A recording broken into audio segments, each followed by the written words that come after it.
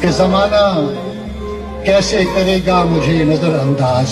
क्या कहें, क्या कहें। जमाना कैसे करेगा मुझे नजरअंदाज। गली गली मेरे दुश्मन, गली गली मेरे दोस्त। अगर तुम हो तो घबराने की कोई बात थोड़ी है। जरा सी बूंदाबांदी है, बहुत बरसात थोड़ी है। ये राह इश्क है, इसमें कदम ऐसे ही उठते हैं। मोहब्बत सोचने वालों के बस की बात थोड़ी है। लड़ पड़े हम तो वो नादान उठा लेता है। लड़ पड़े हम तो वो नादान उठा लेता है। बीच से सुलह का इम्कान उठा लेता है। काफी अशिया मेरी थाली में पड़ी होती हैं, पर मेरा हिस्सा वो शैतान उठा लेता है।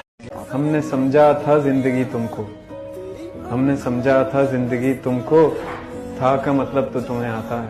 कभी सुन तो जरा जो मैं कह ना सका। क्या है उससे मोहब्बत, क्या करते हो उससे मोहब्बत, इसके अलावा मतलब पेशा, उससे मोहब्बत, उससे मोहब्बत, उससे मोहब्बत, उससे मोहब्बत। ये नहीं है कि वो एहसान बहुत करता है।